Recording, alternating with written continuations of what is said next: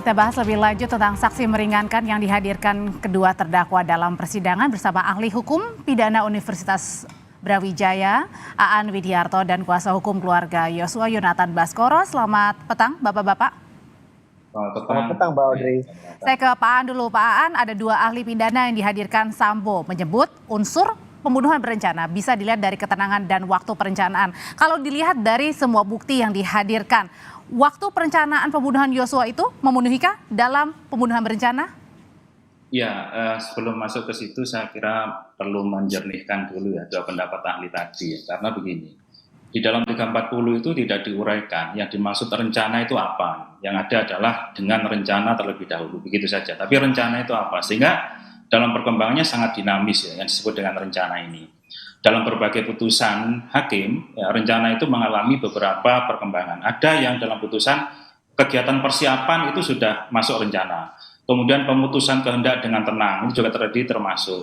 Adanya jarak waktu tertentu, ini juga termasuk. Dan bahkan yang terakhir, itu ditambah dengan pelaksanaan rencana dengan tenang. Jadi ini sangat dinamis untuk rencana, sehingga saya kira itu sangat tergantung pada penilaian hakim. Nah, terkait dengan kasus Ferdy Sambo ini, pertanyaan Mbak Audrey tadi, saya melihat begini, ada beberapa fakta yang berkembang di persidangan. Yang pertama adalah ada pembicaraan di rumah Saguling ya, di lantai 3. Itu Ferdy Sambo bersama istri kemudian menyuruh Ricky Rizal untuk menembak, tapi Ricky Rizal tidak mau ya. Kemudian dipanggillah Eliezer.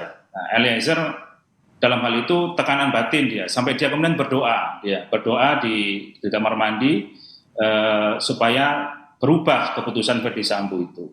Ini waktu di rumah yang satu ya, yang jaraknya sekitar 100 meteran lah, dari rumah 46 itu. Jadi ini masuk dalam waktu perencanaan ya? Nah, itu ada waktu juga begitu. Kemudian juga ada fakta disuruh mengisi magazine gitu ya.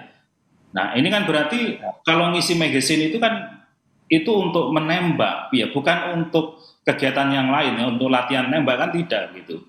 Kemudian yang juga agak janggal itu adalah pistolnya Yosua itu sudah disita mulai dari Magelang ya. Tapi tiba-tiba di rumah 46 di Duren 3 ini muncul lagi dan dibuat skenario untuk menembak. Nah, ini kan ada perpindahan. Artinya ini adalah memang memasuki semuanya unsur pembunuhan berencana ya di situ ya, Pak? Seperti itu, ya. Oke, saya ke Mas Yonatan. Mas Yonatan, perencanaan ini sudah ada dari Magelang, sudah terlihat eksekusinya di Jakarta. Tanggapannya ada dua ahli pidana yang selalu dihadirkan Sambo. Yang pertama, saya selalu menghargai setiap pendapat hukum yang dikeluarkan oleh ahli ya, karena tujuan dihadirkan ahli di dalam persidangan adalah membuat terang suatu peristiwa pidana. Dan tadi apa yang disampaikan oleh Pak Aan, saya sangat setuju sekali. Banyak kejanggalan dan sebetulnya banyak fakta yang sudah terkuak di persidangan, bahwasannya unsur pembunuhan berencana yang dilakukan oleh FS dan PC dan seluruh terdakwa yang lainnya itu sudah hampir tidak mungkin untuk dihindari, karena menurut saya semua unsurnya itu sudah terpenuhi. Yang pertama, diperkuat sendiri dengan statement FS yang bahwasannya ada peristiwa di Magelang. Artinya kalau sudah ada peristiwa terlebih dahulu, kemudian dilakukan eksekusi, artinya itu memang sudah seperti balas dendam begitu kan. Itu yang pertama. Kemudian yang kedua, adanya waktu cukup bagi pelaku untuk memikirkan operasi hingga cara pembunuhannya seperti apa, yang tadi disampaikan oleh Pak Aan. Ada rapat kecil dulu, pembagian tugasnya seperti apa, siapa yang menembak, di mana ditembak ya, bagaimana menutupinya. Nah, itu saya rasa udah cukup sempurna unsur pembunuhannya. Dan artinya ini juga kemudian dilihat juga dengan dua. Gimana Mas Yo? Ya, dan ditambah juga diisi magazine dulu, kemudian diberikan senjata, begitu. Tujuannya untuk apa, kan begitu. Kemudian kalau misalkan melibatkan banyak orang juga, ya artinya ini udah memang suatu rangkaian peristiwa yang memang sempurna pembunuhan berencana. Dan yang dianggap Mas Yonatan ini adalah dengan dua ahli pidana yang dihadirkan, ini tidak meringankan Ferdy Sambo ya, karena kan tadi semuanya memenuhi unsur ya, terkait dengan waktu juga ya, perencanaan. Ya betul, itu justru semua yang disampaikan oleh ahli pidana itu memperkuat unsur pembunuhan berencana. Justru memperkuat ya. Saya kembali lagi ke Pak Aan. Pak Aan, tadi kan disebutkan ada perencanaan yang nampaknya ini berasalnya juga di Magelang gitu ya. Nah, apakah ini juga mengindikasikan kalau memang betul-betul perencanaan itu sudah matang, makanya sudah ada sebelum sampai di Jakarta? Ya, benar sekali ya, dan hakim sudah curiga ini ya dengan hakim bertanya kepada PC waktu itu bahwasanya apakah Kuat disuruh ke Jakarta begitu. Nah, jawabannya PC tidak disuruh. Tapi kenapa kok Kuat yang nyetir? Gitu? Tidak mungkin tidak disuruh kemudian nyetir. Gitu.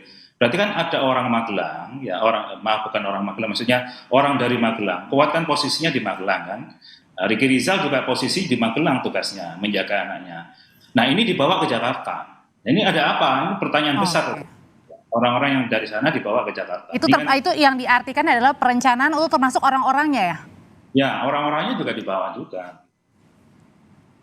Oke, selain dengan orang-orangnya, kemudian juga ada perencanaan waktunya sendiri. Terus kalau dibilang katanya memenuhi unsur ketenangan, tenangnya gimana Pak Aan? Ya tenang dalam melaksanakan itu kan tidak spontan kalau sama maknanya. Memaknanya bukan spontan, bukan sesuatu yang tiba-tiba tersulut emosi kemudian langsung menembak itu tidak. Tapi intensinya itu karena sesuatu. Seharusnya yang menembak itu kan Sambo sebagai suami ya. Kalau memang yang awalnya disampaikan Sambo adalah pelecehan seksual, pemerkosaan, yang tersinggung bukan Eliezer, yang seharusnya emosi itu bukan Eliezer. Eliezer kan bawahannya dan sudah jelas gitu, dan itu jelas diperintahkan. Okay. Ya, sehingga dalam konteks ini yang tenang itu adalah menyuruh orang lain melakukan sesuatu sampai menunggui juga di situ, dan dua-duanya juga menunggui di situ, baik Sambo maupun PC kan menunggu juga di rumah itu, serta yang sangat tenang. Tapi Pak Aan, yang dilihatnya juga kan ini memainkan unsur pemilihan kata ya yang dikuatkan. Eliezer bilang woi tembak, Sambo bilang hajar cat. Ini kalau kayak gini melihatnya? Ya enggak apa-apa, itu kan alibi masing-masing. Tapi kan hakim tidak hanya melihat dari satu fakta itu kan ya. Sekarang begini, orang disuruh ngisi magazine, disuruh bawa senjatanya gitu. Kalau hajar itu nggak pakai pistol. Ya, apakah mau pakai gagang pistol ngajar kan nggak mungkin. Kalau polisi nggak ngajar itu pakai pukulan, pakai bela diri seperti biasa itu dihajar. Gitu. Tapi kalau sudah mengisi magazine kemudian bawa pistol, seandainya kata mengajar pun itu tujuan membunuh. Tapi itu pun tidak bisa membelokkan kalau memang kata-katanya jelas dibunuh. Makanya kok Ricky Rizal itu tidak mau. Ini fakta yang harus dipertimbangkan hakim. Ricky Rizal menolak itu bukan karena menghajar. Gitu. Oke, silakan Mas Yo. Saya kira Ricky Rizal mau. Oke, silakan Mas Yo. Ya, saya sependapat dengan apa yang disampaikan oleh Pak Aan, ditambah lagi bagaimana tidak. Justru ini saya melihatnya akan sedikit menguntungkan Richard, karena pada saat kejadian Sambo itu masih menggunakan baju dinas begitu, dan ada diduga ada senjata ya. Dan kalau tadi saya boleh menambahkan, kalau berdasarkan keterangan dari Richard bahwasannya Verdi Sambo ini juga ikut menembak. Nah, tetapi kan memang perdebatan di dalam adalah ada perbedaan pendapat yang katanya tadi hajar dan tidak ada Sambo ikut menembak. Nah, memang ini tergantung pembuktiannya bagaimana. Tetapi kan alat bukti ada banyak ya, seperti petunjuk dan keterangan-keterangan ahli ya, serta saksi-saksi yang lain. Dan ini akan dicocokkan, disesuaikan apa. Baik, Mas Yo, mohon maaf saya potong dulu karena sinyalnya agak terputus-putus. Hakim, karena apapun yang ditanya bertentangan kan. Halo, ya. Masih putus-putus ya. Baik, sinyalnya agak terputus-putus. Nanti saya akan ke Mas Yonatan lagi, saya ke Pak Aan lagi. Pak Aan, tadi di dalam sidang ahli ini juga yang patut untuk disimak adalah menyatakan kalau untuk keterangan dari JC ini sama dengan terdakwa lainnya. Ya kalau itu kan persoalan pertimbangan hakim juga ya.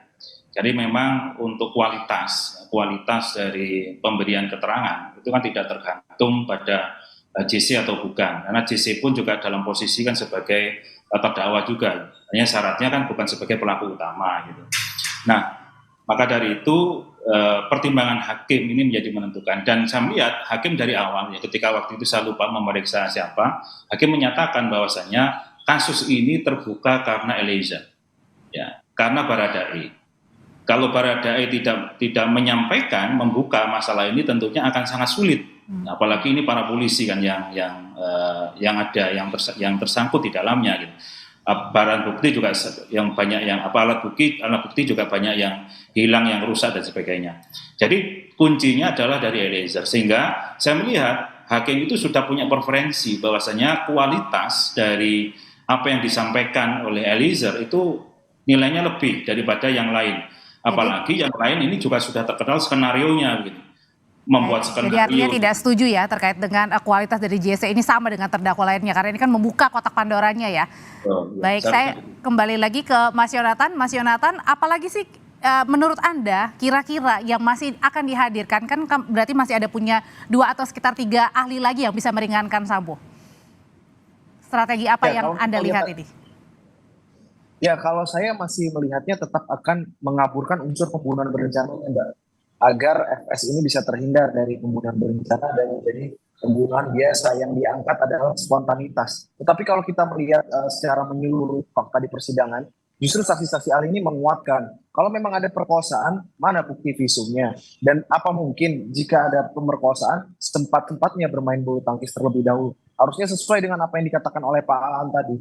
Kalau memang emosi harusnya bereaksi langsung dan membunuh sendiri begitu. Tetapi di sini kan banyak skenario yang dibangun. Justru saya melihatnya adalah ada peluang bagi Richard Eliezer jika terus konsisten dan mampu membuktikan bahwasannya memang dia dalam keadaan overmark ya, atau keadaan memaksa ya, seperti yang diatur dalam pasal 48 KUHP. Justru ada peluang bagi Richard ini jika bisa membuktikan di bawah tekanan dia bisa lepas menurut saya.